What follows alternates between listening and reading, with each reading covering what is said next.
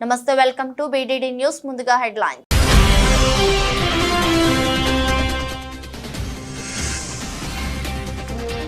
షరతులు లేకుండా వరద సాయం విడుదల చేయండి, కేంద్రానికి సీఎం రేవంత్ రెడ్డి విజ్ఞప్తి.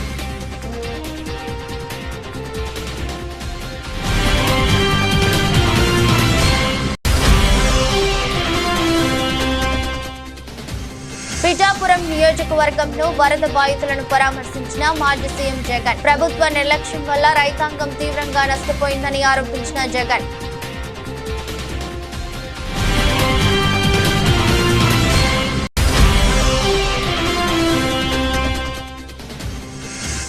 ఎమ్మెల్యే పాడి కౌశిక్ రెడ్డి కుటుంబాన్ని పరామర్శించిన బీఆర్ఎస్ వర్కింగ్ ప్రెసిడెంట్ కేటీఆర్. దుష్ట సంప్రదాయాలకు రేవంత్ రెడ్డి తెరలేపుతున్నారంటూ మండిపడ్డ కేటీఆర్.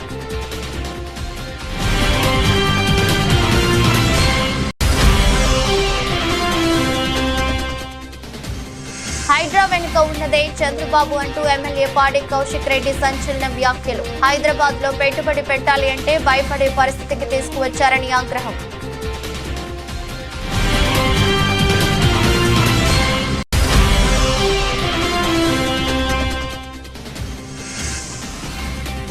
బంగ్లాదేశ్ లో టెస్ట్ సిరీస్, చెన్నైలో భారత ఆటగాళ్ల ముమ్మర కసరత్తు.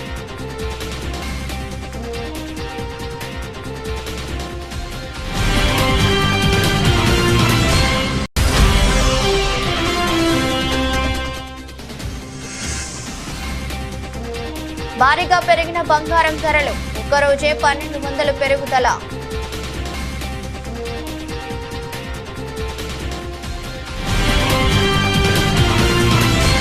దేశ ప్రజలందరికీ కేంద్ర హోంమంత్రి అమిత్ షా హిందీ దివస్ శుభాకాంక్షలు తెలిపారు. ఈ విషయమై ఆయన మాట్లాడుతూ 14 సెప్టెంబర్ 1949 నుండి 75 సంవత్సరాలకు గుర్తుగా ఈ సంవత్సరం హిందీ దివస్ చాలా ముఖ్యమైనదని, భారత రాజ్యాంగ సభ హిందీని యూనియన్ యొక్క అధికారిక భాషగా ఆమోదించిందన్నారు. 75 ఏళ్ల ఈ ప్రయాణం హిందీకి మరియు మన రాష్ట్రాల్లోని ఆయా భాషలకు చాలా ముఖ్యమైనదని, హిందీ మరియు ఏ స్థానిక భాషల మధ్య పోటీ లేదని తాను ఖచ్చితంగా చెప్పగలనన్నారు. హిందీ ఒక విధంగా అన్ని స్థానిక భాషలకు స్నేహితుడని అమిత్ షా పేర్కొన్నారు. प्रिय देशवासियों, आप सभी को हिंदी दिवस की हार्दिक शुभकामनाएं। इस वर्ष का हिंदी दिन हम सब के लिए बहुत महत्वपूर्ण है, क्योंकि 14 सितंबर 1949 को भारत की संविधान सभा ने हिंदी को संघ की राजभाषा के रूप में स्वीकार किया था. इसका 75वां साल पूरा हो रहा है और एक प्रकार से हम इस वर्ष राजभाषा हीरक जयंती मनाने जा रहे हैं. ये 75 साल की यात्रा हिंदी के लिए, राजभाषा के लिए और हमारी सभी राज्यों की अपनी अपनी भाषाओं के लिए बहुत महत्वपूर्ण रहे हैं. हिंदी ने कई उतार चढ़ाव देखे हैं, परंतु आज मैं इस मकाम पर खड़े रहकर निश्चित रूप से कह सकता हूं कि हिंदी और किसी स्थानीय भाषा के बीच में कोई स्पर्धा नहीं है. हिंदी एक प्रकार से सभी स्थानीय भाषाओं की सखी है, एक दूसरे के दो पूरक है. चाहे गुजराती हो, मराठी हो, तेलुगु हो, मलयालम हो, तमिल हो या बांग्ला हो, हर भाषा हिंदी को मजबूती देती है, हिंदी हर भाषा को मजबूती देती है. और इसीलिए आप हिंदी के आंदोलन को ध्यान से देखेंगे तो चाहे राजगोपालाचारी जी हो, महात्मा गांधी हो, सरदार वल्लभ भाई पटेल हो, लाला लजपत राय हो, नेताजी सुभाष चंद्र बोस हो या फिर आचार्य कृपलानी हो, ये सभी एक प्रकार से नॉन हिंदी भाषी क्षेत्रों से आते थे. और जो समिति बनाई गई वो समिति भी श्री आयंगर और के.एम. मुंशी के नेतृत्व में बनाई गई थी. భారీ వర్షాలు, వరదలతో నష్టపోయిన తెలంగాణకు తక్షణమే ఆర్థిక సాయం అందించాలని కేంద్ర ప్రభుత్వానికి సీఎం రేవంత్ రెడ్డి మరో విజ్ఞప్తి చేశారు. వివిధ శాఖల నుంచి అందిన సమగ్ర అంచనాల ప్రకారం 10,320 కోట్ల నష్టం వాటిల్లిందని, ఇంకా పూర్తి వివరాలు రావాల్సి ఉందని ఆయన తెలిపారు. ఎలాంటి షరతులు లేకుండా నిధులు విడుదల చేయాలని కోరారు. ఈ మేరకు వరద నష్టాన్ని పరిశీలించిన కేంద్ర అధికారుల బృందంతో సచివాలయంలో ముఖ్యమంత్రి సమావేశమయ్యారు. ఈ సమావేశానికి సంబంధించిన వివరాలను తెలంగాణ సీఎంఓ జీవో ప్రకటించింది. అందుబాటులో ఉన్న 1,350 కోట్లలో ₹1 కూడా కఠిన నిబంధనల వల్ల రాష్ట్ర ప్రభుత్వం వాడుకునే పరిస్థితి లేదని, నిబంధనలు నడవలించాలని కేంద్ర అధికారుల బృందాన్ని సీఎం రేవంత్ రెడ్డి కోరారు. ఖమ్మం పట్టణానికి మున్నేరు వాగుతో ఉన్న వరద ముప్పును నివారించేందుకు రిటైనింగ్ వాల్ నిర్మించడమే శాశ్వత పరిష్కారమని ఈ సందర్భంగా ముఖ్యమంత్రి స్పష్టం చేశారు. ఇందుకోసం కేంద్రం నిధులు కేటాయించేలా చూడాలని, రాష్ట్రం తన వంతుగా నిధుల వాటాను భరించలేందుకు సిద్ధంగా ఉందని ఆయన వివరించారు. రాకాసి తండా, సత్యనారాయణ తండాతో పాటు లోతట్టు ప్రాంతాల్లో ఉన్న తండాల ప్రజలకు సమీపంలో సురక్షితంగా ఉండే ప్రాంతంలో ఇళ్లను కేటాయిస్తామని, ఇళ్ల నిర్మాణాలకు అవసరమైన సాయం అందించాలని కేంద్రాన్ని కోరుతున్నామని తెలిపారు. రాష్ట్రంలోని ఏ గ్రామంలో కూడా విద్యుత్ సమస్యలు లేకుండా తమ ప్రభుత్వం కృషి చేస్తుందని తెలంగాణ ఉప ముఖ్యమంత్రి మల్లు భట్టి విక్రమార్క అన్నారు. పెద్దపల్లి జిల్లా ధర్మారం మండలం నంది మేడారంలో సబ్స్టేషన్ నిర్మాణ పనులను ప్రారంభించారు. అనంతరం మాట్లాడుతూ లో వోల్టేజీ సమస్యలు లేకుండా పెద్ద సంఖ్యలో సబ్స్టేషన్ల నిర్మాణం చేపట్టామన్నారు. అవసరం ఉన్న ప్రతి చోట ట్రాన్స్ఫార్మర్లు ఏర్పాటు చేస్తున్నామన్నారు. నాణ్యమైన విద్యుత్తును ప్రజలకు అందించడమే ధ్యేయంగా ప్రభుత్వం ముందుకు సాగుతుందని తెలిపారు.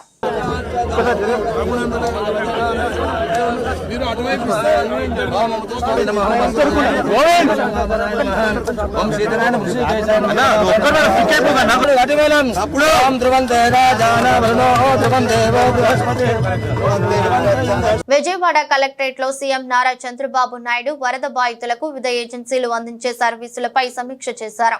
సమావేశంలో మంత్రులు, అధికారులు, ఆయా ఏజెన్సీల ప్రతినిధులు పాల్గొన్నారు. బాధిత ప్రాంత ప్రజలకు తాము అందించే సేవలను బ్యాంకర్లు, బీమా ఏజెన్సీలు, ఎలక్ట్రానిక్ సంస్థల యాజమాన్యులు, వారి సర్వీస్ సెంటర్ల ప్రతినిధులు వివరించారు. వరద ప్రభావిత ప్రాంతాల్లో ఎంఎస్ఎంఈలు నడుపుతున్న వ్యాపారులు తీవ్రంగా దెబ్బతిన్నారని, వారి బ్యాంక్ లోన్లు రీషెడ్యూల్ చేయడం, ఈఎంఐలను గడువు ఇవ్వడం వంటి అంశాలపై బ్యాంకులు ఉదారంగా ఉండాలని సీఎం సూచించారు. వరదలకు దెబ్బతిన్న వాహనాలకు బీమా అందించే విషయంలో క్లెయిమ్ నమోదైన 7 రోజుల్లో కంప్లీట్ చేయాలని సూచించారు. దెబ్బతిన్న ఎలక్ట్రానిక్ వస్తువులకు రిపేర్ చేయించే విషయంలో, కస్టమర్లను చేరుకునే విషయంలో ఆయా కంపెనీలు అలసత్వం ప్రదర్శిస్తున్నాయని సీఎం అసంతృప్తి వ్యక్తం చేశారు. ఇళ్లలో దెబ్బతిన్న టీవీలు, ఫ్రిడ్జ్లు, ఇతర ఎలక్ట్రానిక్ వస్తువులు బాగు చేసే విషయంలో వేగంగా పనిచేయాలని సీఎం సూచించారు. గ్రేటర్ హైదరాబాద్ ను ఇండోర్ తరహాలో అద్భుతమైన క్లీన్ సిటీగా తీర్చిదిద్దేందుకు అవసరమైన ప్రణాళికలు రూపొందించాలని అధికారులను ముఖ్యమంత్రి రేవంత్ రెడ్డి ఆదేశించారు. అధికారులు ఇండోర్ కు వెళ్లి అధ్యయనం చేయాలని అన్నారు. హైదరాబాద్ అభివృద్ధితో పాటు జీహెచ్ఎంసీ పరిధిలో రోడ్లు, ఫుట్పాత్ల అభివృద్ధి, క్లీనింగ్, ఇతర పనుల్లో పురోగతిపై ముఖ్యమంత్రి సచివాలయంలో సమీక్ష చేశారు. కాంప్రహెన్సివ్ రోడ్డు మెయింటెనెన్స్ ప్రోగ్రాం కింద చేపట్టిన 811 కిలోమీటర్ల రోడ్ల నిర్వహణలో నిర్లక్ష్యం వహించే కాంట్రాక్టర్ల వివరాలతో 15 రోజుల్లోగా తనకు పూర్తి నివేదికను అందించాలని సీఎం ఆదేశించారు. తప్పుడు నివేదికలు ఇస్తే అధికారులపై కూడా చర్యలు తీసుకుంటామని హెచ్చరించారు. ప్రతి ఇంటి నుంచి నిత్యం చెత్త సేకరించేలా పర్యవేక్షణ ఉండాలని చెప్పారు. అవసరమైతే GIS QR స్కాన్ లాంటి కొత్త సాంకేతిక పరిజ్ఞానాన్ని ఉపయోగించాలని సీఎం చెప్పారు. జీహెచ్ఎంసీలో నిధుల సమీకరణకు స్పష్టమైన ప్రణాళికలు చేసుకోవాలన్నారు. మూసీ రివరీ డెవలప్మెంట్ ప్రాజెక్టు పనులను వేగవంతం చేయాలని ఆదేశించారు. మూసీ పరివాహక ప్రాంతంలో నివాసితులకు పునరావాసం కల్పించాలని స్పష్టం చేశారు. ఎక్కడా తమకు అన్యాయం జరిగిందని నిర్వాసితులు బాధపడకుండా వారికి భరోసా కల్పించాలని చెప్పారు. అధికారులు స్వయంగా వెళ్లి పరిశీలించాలని సీఎం ఆదేశించారు. చర్లపల్లి రైల్వే స్టేషన్ ఆధునీకరిస్తున్నందున స్టేషన్ ముందు పార్కింగ్, పరిసర ప్రాంతాల నుంచి స్టేషన్ కు చేరుకునే అప్రోచ్ రోడ్లను అభివృద్ధి చేయాలని ఆదేశించారు. పరిసరాల్లో ఉన్న అటవీ శాఖ భూమిని పరిశ్రమల విభాగం భూములను వెంటనే స్వాధీనం చేసుకోవాలని, అడ్డుకున్న పరిశ్రమలను మరో చోటికి తరలించాలని చెప్పారు. పెద్దపల్లి జిల్లా మంతనిలో పర్యటించిన మంత్రి శ్రీధర్ బాబు మున్సిపాలిటీ పరిధిలోని పలు వినాయక మండపాలను సందర్శించారు. అనంతరం ప్రత్యేక పూజలు నిర్వహించారు. ఈ సందర్భంగా మంత్రి శ్రీధర్ బాబు మాట్లాడుతూ గణపతికి ప్రత్యేక పూజలు నిర్వహించి రాష్ట్ర ప్రజలందరూ సుఖ సంతోషాలతో ఆయురారోగ్యాలతో ఉండాలని భగవంతుని కోరుకున్నట్టు తెలిపారు. గణపతి నవరాత్రోత్సవాలను ప్రశాంతంగా భక్తి శ్రద్ధలతో జరుపుకోవాలన్నారు. గణపతి నిమజ్జన కార్యక్రమాలను ప్రశాంతంగా జరుపుకోవాలని కమిటీలకు సూచించారు. ప్రముఖమైన పుణ్య దేవాలయాలు కలిగిన భూమిది. ప్రధానంగా మంతిని పట్టణ ప్రజలకు సంబంధించి అన్ని వాడలలో గణపతి నవరాత్రి ఉత్సవాల సందర్భంలో మరి దాదాపు పెద్ద ఎత్తున ఈ నవరాత్రాలు నిర్వహిస్తూ ఉంటాం. ఆ సందర్భంలో మేము కూడా గణపతి ఆశీస్సులు తీసుకోవడానికి మా ప్రాంత ప్రజలందరూ కూడా, ఈ రాష్ట్ర ప్రజలందరూ కూడా బాగుండాలని, ఆయుర ఆరోగ్యాలతో అష్టైశ్వర్యాలతో సుఖశాంతులతో ఉండాలని ఆ భగవంతుని ప్రార్థిస్తాం. ఆ క్రమంలోనే ఈరోజు కూడా ఈ సంవత్సరం మంతని పట్టణానికి సంబంధించిన అనేక గణపతి పండాల్స్ సందర్శించి ఆ ప్రాంతాల్లో ఆ కమిటీ సభ్యులను కలుసుకొని మేము మరి ఆశీర్వాదం గురించి మరి మాతో పాటు మా మిత్రులు అందరం కూడా కలుసుకొని దాదాపు అన్ని పండాలకు సంబంధించిన మరి ఆ కమిటీ సభ్యులతో పోయి పెద్ద ఎత్తున ఈ పండుగను వైభవంగా జరుపుకోవాలని, శాంతియుతంగా అందరూ కూడా సహకరించి, నిమజ్జన సందర్భంలో అందరూ కూడా సహకరించి, అధికార యంత్రాంగం పోలీస్ యంత్రాంగానికి సహకరించి ఎక్కడ కూడా ఇబ్బంది రాకుండా, ఒక ప్రక్కన మా అధికారులు కూడా అన్ని చర్యలు తీసుకుంటూ భక్తులకు కూడా ఎక్కడ ఇబ్బంది రాకుండా ఉండే ప్రయత్నం కూడా చేస్తారు. వారికి సహకరించే విధంగా గణపతి నిమజ్జనం కార్యక్రమం కూడా పెద్ద ఎత్తున వైభవంగా విజయవంతంగా కొనసాగింది. ప్రభుత్వ నిర్లక్ష్యం వల్ల ఏపీలో భారీ వర్షాలు వరదలతో రైతాంగం తీవ్రంగా నష్టపోయిందని వైసీపీ అధినేత మాజీ సీఎం వైఎస్ జగన్ ఆరోపించారు. కాకినాడ జిల్లా పిఠాపురం నియోజకవర్గంలో వరదలకు నష్టపోయిన గ్రామాలను జగన్ సందర్శించి బాధితులను పరామర్శించారు. ఈ సందర్భంగా ఆయన మీడియా సమావేశంలో మాట్లాడారు. బాధితులను మరోసారి మోసం చేసేందుకు చంద్రబాబు ప్రయత్నిస్తున్నారని విమర్శించారు. అబద్ధాలు చెప్పడంలో చంద్రబాబు గ్లోబల్ కు తమ్ముడు అవుతారని విమర్శించారు. కొత్తగా అధికారంలోకి వచ్చిన పవన్ కళ్యాణ్ కు పాలన గురించి ఏమీ తెలియదని, ఆయన సినిమా ఆర్టిస్ట్ అయితే చంద్రబాబు డ్రామా ఆర్టిస్ట్ అని ఎద్దేవా చేశారు. ఏలేరు రిజర్వాయర్ కింద వరదలు వస్తాయని తెలిసినా ప్రజలను అప్రమత్తం చేయలేదని పేర్కొన్నారు. రిజర్వాయర్ మేనేజ్మెంట్ ను పట్టించుకోలేదని, ఇది ప్రకృతి సృష్టించిన విలయం కాదని, మ్యాన్ మేడ్ ఫ్లడ్ అని అన్నారు. ప్రభుత్వం బాధ్యత లేకుండా ప్రవర్తిస్తుందని, ప్రజల పట్ల మానవత్వం చూపడం లేదని ఆరోపించారు. అధికారంలోకి వచ్చిన 4 నెలలు అవుతున్నా ఇప్పటి వరకు రైతులకు రైతు బీమా, రైతు భరోసా, ఇన్పుట్ సబ్సిడీలు అందించలేదని పేర్కొన్నారు. ఏ ప్రభుత్వమైనా కూడా ఏం చేయాలి, దానికి రివ్యూ తీసుకోవాలి, చీఫ్ సెక్రటరీని పిలిపించాలి, ఇరిగేషన్ సెక్రటరీని దాంట్లో భాగస్వామ్యం చేయాలి, ఏ ప్రాంతాల్లో వర్షాలు పడతాయి అని ఇన్ఫర్మేషన్ మనకున్న నేపథ్యంలో ఆయా జిల్లా కలెక్టర్లను కూడా వీడియో కాన్ఫరెన్స్లలో భాగంగా తీసుకోవాలి. ఆయా ఏరియాలకు స్పెషల్ కలెక్టర్లను, స్పెషల్ ఆఫీసర్లను, ఐఏఎస్ ఆఫీసర్లను మళ్ళీ పంపించాలి. రెవెన్యూ సెక్రటరీ కూడా పార్టిసిపేట్ చేయాలి, హోమ్ సెక్రటరీ కూడా ఆ రివ్యూలో పార్టిసిపేట్ చేయాలి. అలా చేసినప్పుడు ఇరిగేషన్ సెక్రటరీ కలెక్టర్లతో తాను మమేకమైపోయి ఏలేరు రిజర్వాయర్లో ఏ స్థాయిలో నీళ్లున్నాయి, వర్షాలు ఏ స్థాయిలో పడబోతా ఉన్నాయి, ఏ స్థాయిలో నీళ్ల ఇన్ఫ్లో రాబోతా ఉంది, ఆ వచ్చేది ఏలేరు రిజర్వాయర్లో పడినప్పుడు ఆ ఏలేరు రిజర్వాయరు ఆ నీటిని రెగ్యులేట్ చేయగలుగుతుందా, బ్యాలెన్స్ చేయగలుగుతుందా అన్న ఫ్లడ్ కుషన్ను ఏలేరు రిజర్వాయర్లో మెయింటైన్ చేయాల్సిన బాధ్యత ఇరిగేషన్ సెక్రటరీది, కలెక్టర్లది. చంద్రబాబు నాయుడు గారికి జ్ఞానోదయం అయి ఉండింటే, కొద్దో గొప్ప చంద్రబాబు నాయుడు గారికి మనుషులకు సంబంధించిన మానవతా దృక్పథానికి సంబంధించిన విలువలు తెలుసుంటే తాను ఒక స్పెషల్ ఆఫీసర్ను కూడా, ఐఏఎస్ ఆఫీసర్ని కూడా వేసి వీటిని సూపర్వైజ్ చేస్తాడు. రైతన్న కండువా వేసుకొని ఇంట్లో నుంచి బయటకు వస్తూ ఉంటే ఏమన్నాడు, చంద్రన్న వస్తాడు 20,000 ఇస్తాడు, జగన్ అయితే 13,500 కదా 20,000 ఇస్తాడు. అదే చిన్న చిన్న పిల్లలు కనపడితే ఏమనేవాడు, అదే ఇంట్లో చిన్న చిన్న పిల్లలు కనపడితే ఏమనేవాడు, నీకు 15,000. చిట్టి తల్లి ఇటురామ్మా, తల్లి ఇటు ఇటు ఇటు ఇటు ఇటు దగ్గరకు వచ్చి దగ్గరకు వచ్చి దగ్గరకు వచ్చాయి దగ్గరకు వచ్చి దగ్గరకు వచ్చి దగ్గరకు వచ్చాయి ఇటు ఇటు ఇటు ఇటు ఇటు నీకు 15,000. ఇదిగో నీ తమ్ముడికి నీకు 15,000. అదిగో నీ తమ్ముడికి ఇంకో తమ్ముడి దగ్గరకు వచ్చినా నీకు కూడా 15,000. నీకు ఇంకో పాప నీకు కూడా 15,000. సంతోషమా అని చంద్రబాబు అనేవాడు. వక్ఫ్ చట్టాన్ని రద్దు చేయాల్సిన అవసరం మన దేశానికి వచ్చిందని అందుకోసం ప్రతి ఒక్కరూ ప్రధానమంత్రి నరేంద్ర మోదీకి మద్దతుగా మెయిల్ పంపించాలని మెదక్ ఎంపీ రఘునందన్ రావు అన్నారు. సంగారెడ్డి జిల్లా అశోక్ నగర్ లో BHEL ఉద్యోగులతో బీజేపీ సభ్యత్వ నమోదు కార్యక్రమాన్ని చేపట్టారు. మెదక్ ఎంపీ రఘునందన్ రావు కేంద్ర మాజీ IT మంత్రి రాజీవ్ చంద్రశేఖర్ పాల్గొని సభ్యత్వ నమోదును ప్రారంభించారు. BHEL ఉద్యోగుల స్మార్ట్ ID కార్డుల మాదిరి బీజేపీ సభ్యత్వ కార్డులను అందజేయనుందని ఏపీ రఘునందన్ రావు తెలిపారు. నరేంద్ర మోదీ మూడోసారి ప్రధానమంత్రి అయ్యాక వక్ఫ్ నిషేధ చట్టం 2024ను తీసుకువస్తున్నారని అందుకోసం జాయింట్ పార్లమెంటరీ అనే కమిటీని ఏర్పాటు చేయడం జరిగిందన్నారు. ఈ కమిటీ ఒక మెయిల్ ID క్రియేట్ చేస్తుందన్నారు. వక్ఫ్ చట్టాన్ని రద్దు చేసి ఆ భూములపై అధికారం జిల్లా కలెక్టర్లకు ఉండాలని, వక్ఫ్ భూ చట్టం నిషేధితమని ప్రతి ఒక్కరూ మెయిల్ చేయాలని తెలిపారు. మీరు ఎట్లయితే మీకు స్మార్ట్ కార్డ్స్ ID కార్డ్స్ వచ్చినాయో BHA అంతే smart ID cards of Bharatiya Janata party you get if you click that link. ఒకసారి లింక్ ఓపెన్ చేసి మీ పేరు, అడ్రస్, మీ మొబైల్ నెంబర్ పెట్టి మీ ఫోటో పెట్టేసుకోండి. You will get a beautiful ID card of the Bharatiya Janata party.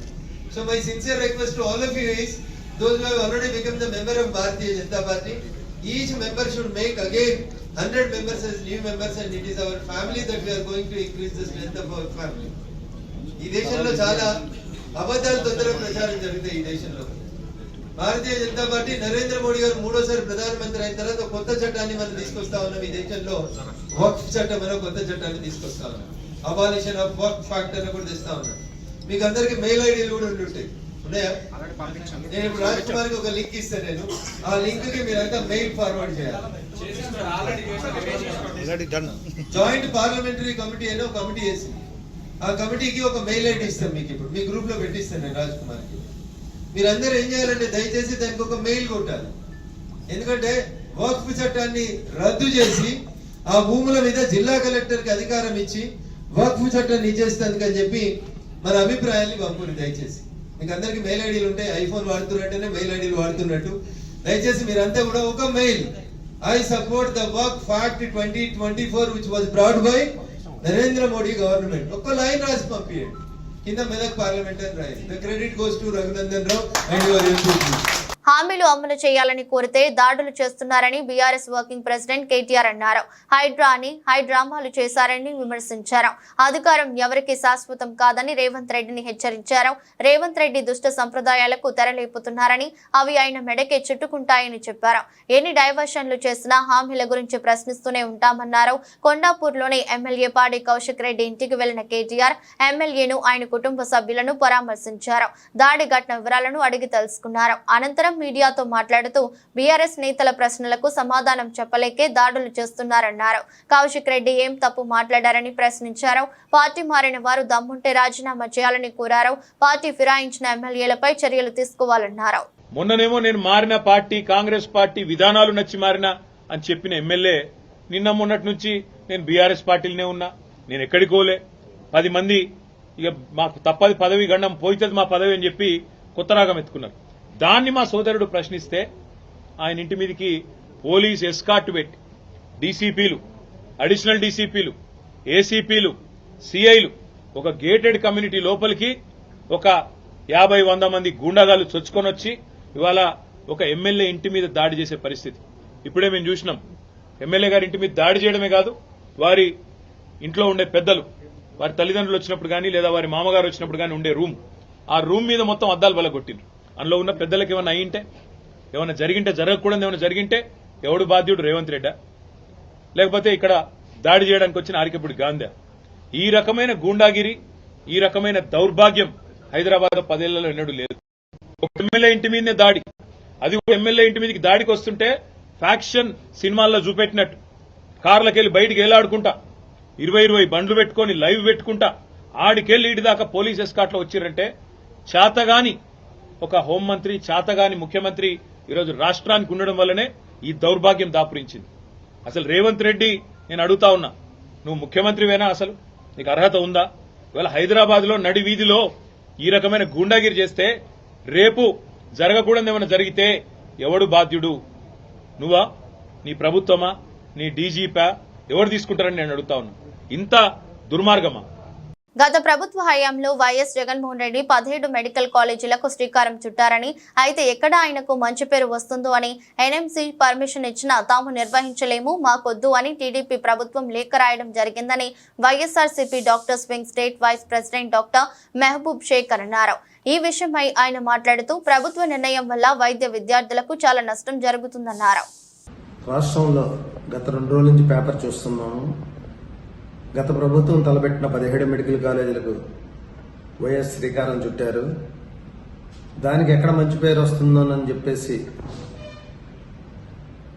ఈ ప్రభుత్వం medical college NMC permission ఇచ్చినా సరే మేము మాకొద్దు అని చెప్పేసి వీళ్ళు స్వయాన లెటర్ రాసి పంపించడం జరిగింది. దీనివల్ల వైద్య విద్యార్థులు చాలా నష్టపోతారు. గత ప్రభుత్వంలో 23-24 సంవత్సరానికి దాదాపు 750 ఎంబీబీఎస్ సీట్లు అందుబాటులో తీసుకొచ్చారు జగన్మోహన్ రెడ్డి గారు. విజయనగరం, మచిలీపట్నం, రాజమండ్రి, నంద్యాల, ఏలూరు ఈ కాలేజీలన్నీ కూడా దాదాపు స్టార్ట్ చేసి ఫస్ట్ ఫేజ్ లో 23-24 సంవత్సరానికి అందుబాటులో తీసుకొచ్చారు. 24-25 సంవత్సరానికి అందుబాటులో తీసుకురావాలని చెప్పేసి పాడేరు, మార్కాపురం, మదనపల్లి, పులివెందుల, ఆదోని వీటికి స్ట్రక్చర్ మొత్తం కట్టేసి ఎన్ఎంసీకి పర్మిషన్స్ అప్లై చేసి ఈలోగా కూటమి ప్రభుత్వం ఏర్పడింది. వీళ్ళందరూ కూడా ఈ స్టార్ట్ చేస్తే ఎక్కడ మంచి పేరు వస్తుందో అని చెప్పేసి దాన్ని మాకు ఎన్ఎంసీ జాతీయ మెడికల్ కౌన్సిల్కి లెటర్లు రాసి ఇచ్చిన సీట్లను కూడా 50 సీట్లు కూడా మేము నడపలేమని చెప్పేసి ఈ ప్రభుత్వం చెప్పింది. కావున ప్రజలందరూ గమనించాలి. దీనివల్ల వైద్య విద్యార్థులందరూ కూడా చాలా సీట్లు కోల్పోతారు. అదేవిధంగా 25-26 సంవత్సరంలో పిడుగురాళ్ల, వినుకొండ, పాలకొల్లు, నర్సీపట్నం, పార్వతీపురం, బాపట్ల, అమలాపురం వీటికి కూడా శ్రీకారం చుట్టడానికి దాదాపు ఫస్ట్ ఫేజ్ లోనే ఒక్కొక్క కాలేజీకి 450 దగ్గర నుంచి 500 కోట్లు కేటాయించి దీన్ని మంచి ఉద్దేశంతో ముందుకు తీసుకెళ్లారు. కానీ ఈ కుట్రల వల్ల రానివ్వకుండా ప్రైవేట్ పబ్లిక్ పార్ట్నర్షిప్ కింద ఇచ్చేస్తామని చెప్పేసి ఈ ప్రభుత్వం, కూటమి ప్రభుత్వం అనౌన్స్ చేస్తుంది. కానీ కూటమి ప్రభుత్వం అలా చేయడం వల్ల వైద్య విద్యార్థులకు చాలా బాధం జరుగుతుంది, తీవ్రంగా నష్టపోతారు. సీట్లు కూడా హైడ్రా వెనుక ఉన్నదే చంద్రబాబు అంటూ బీఆర్ఎస్ ఎమ్మెల్యే పాడి కౌశిక్ రెడ్డి సంచలన వ్యాఖ్యలు చేశారు. ముఖ్యమంత్రి Revanth Reddy, AP CM Chandrababu trap లో పడ్డారని బీఆర్ఎస్ ఎమ్మెల్యే పాడి కౌశిక్ రెడ్డి విమర్శించారు. మీడియా సమావేశంలో మాట్లాడుతూ కాంగ్రెస్ పాలనలో హైదరాబాద్ అభివృద్ధి జరగకుండా కుట్ర చేస్తున్నారని ఆరోపించారు. తాను ఆంధ్ర సెటిలర్స్ ను దూషించినట్లు తప్పుడు ప్రచారం చేస్తున్నారని మండిపడ్డారు. ఇప్పటికే హైడ్రా పేరుతో హైదరాబాద్ లో భవనాలు కూలగొట్టి నగరం ఇమేజ్ ను డ్యామేజ్ చేస్తున్నారని ఆగ్రహం వ్యక్తం చేశారు. హైదరాబాద్ లో పెట్టుబడులు పెట్టాలంటే భయపడే పరిస్థితి నెలకొందన్నారు. కాంగ్రెస్ కుట్రలను హైదరాబాద్ ప్రజలు గమనించాలని కోరారు. కేసీఆర్ 10 ఏళ్లలో హైదరాబాద్ ను అద్భుతంగా అభివృద్ధి చేస్తే కాంగ్రెస్ నష్టం చేస్తుందని మండిపడ్డారు. చంద్రబాబు ట్రాప్ లో పడిన రేవంత్ రెడ్డి ఇక్కడి నుంచి అమరావతికి పెట్టుబడులను డైవర్ట్ చేసే కుట్రలో భాగమయ్యాడని ఆరోపించారు. అయ్యా రేవంత్ రెడ్డి గారు, ఇప్పటికే మీరు హైడ్రా అని బైడ్రా అని రోజుకొక బిల్డింగ్ కూలగొట్టి మీరు ఇబ్బంది పెడతా ఉన్నారు హైదరాబాద్ ప్రజల్ని. ఇలా హైదరాబాద్ లో పెట్టుబడులు పెట్టాలంటే భయపడే పరిస్థితికి తీసుకొని వచ్చిర్రు. హైదరాబాద్ బ్రాండ్ ఇమేజ్ ని ఇవాళ రేవంత్ రెడ్డి గారు డ్యామేజ్ చేస్తా ఉన్నారు. ఇదంతా ఒక పెద్ద కుట్ర. దయచేసి హైదరాబాద్ ప్రజలందరూ కూడా గమనించాలి. రేవంత్ రెడ్డి గారు ఇదంతా కుట్ర చేసి హైదరాబాద్ డెవలప్ కాకుండా కేసీఆర్ గారు చేసిన 10 సంవత్సరాలలో ఇలా అన్ని ప్రాంతం ఉన్నోళ్ళు, ఆంధ్రోలు కావచ్చు, నార్త్ ఇండియన్స్ కావచ్చు, ఏడు నుంచి వచ్చిన సెటిలర్స్ ని మేము అద్భుతంగా స్వాగతించినాం. అద్భుతంగా హైదరాబాద్ ని ఈ భారతదేశంలోనే నంబర్ 1 సిటీగా తీసుకుపోయినాం. Is this not the truth? ఇలా మీరు చేస్తుంది ఏంది? చంద్రబాబు నాయుడు గారి ట్రాప్ లో పడి, చంద్రబాబు నాయుడు గారి డైరెక్షన్లలో పడి రేవంత్ రెడ్డి గారు ఇక్కడి నుంచి అందరినీ కూడా తీసుకుపోయి అమరావతికి డైవర్ట్ చేసే ప్రయత్నం ఇవాళ స్వయంగా రేవంత్ రెడ్డి గారు చేస్తున్నది యావత్ తెలంగాణ ప్రజలు గమనించాలని విజ్ఞప్తి చేస్తా ఉన్నాను.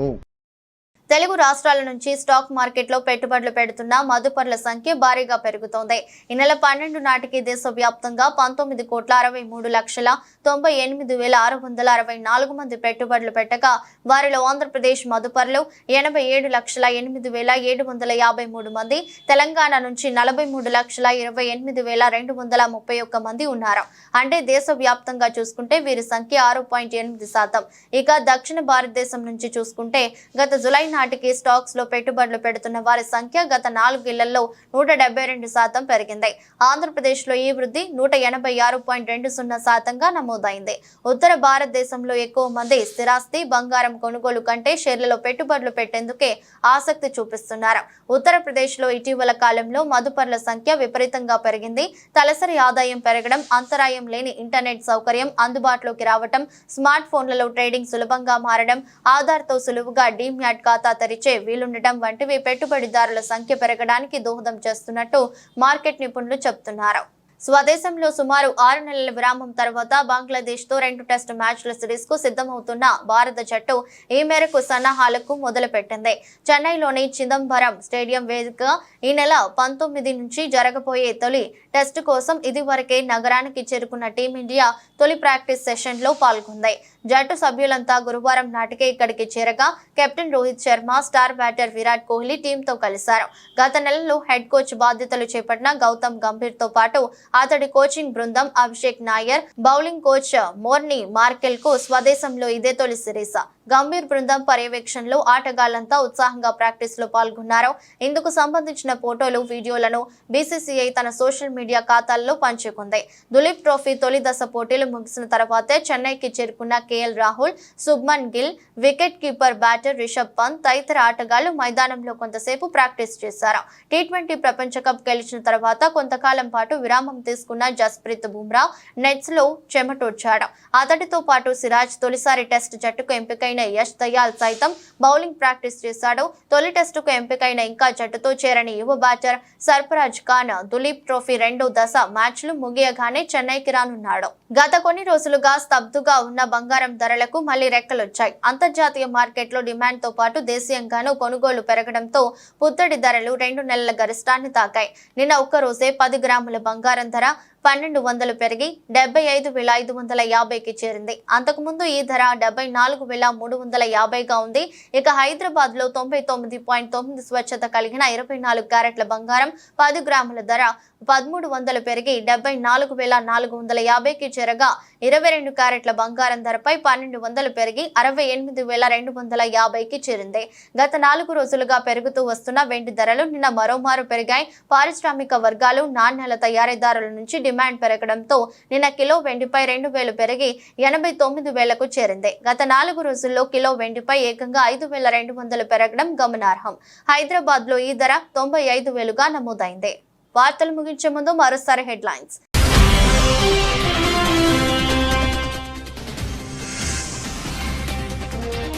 షరతులు లేకుండా వరద సాయం విడుదల చేయండి, కేంద్రానికి సీఎం రేవంత్ రెడ్డి విజ్ఞప్తి.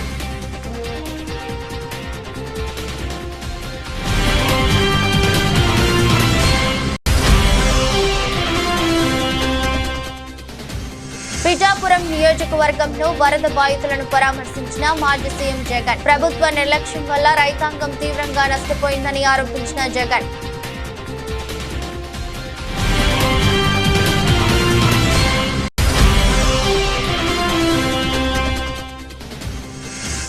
ఎమ్మెల్యే పాడి కౌశిక్ రెడ్డి కుటుంబాన్ని పరామర్శించిన బీఆర్ఎస్ వర్కింగ్ ప్రెసిడెంట్ కేటీఆర్. దుష్ట సంప్రదాయాలకు రేవంత్ రెడ్డి తెరలేపుతున్నారంటూ మండిపడ్డ కేటీఆర్.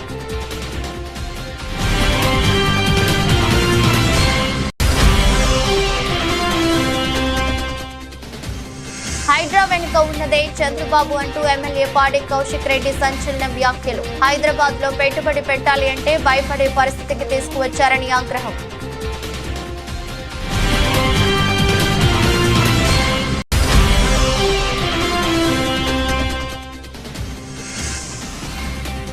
బంగ్లాదేశ్ లో టెస్ట్ సిరీస్. చెన్నైలో భారత ఆటగాళ్ల ముమ్మర కసరత్తు.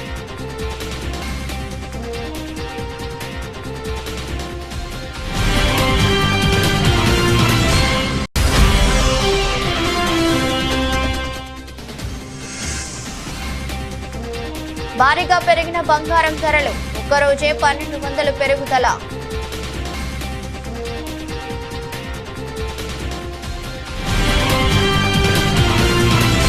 ఇది రోజు బులెటిన్. మరో బులెటిన్లో మళ్ళీ కలుద్దాం. అంతవరకు సెలవు. నమస్కారం.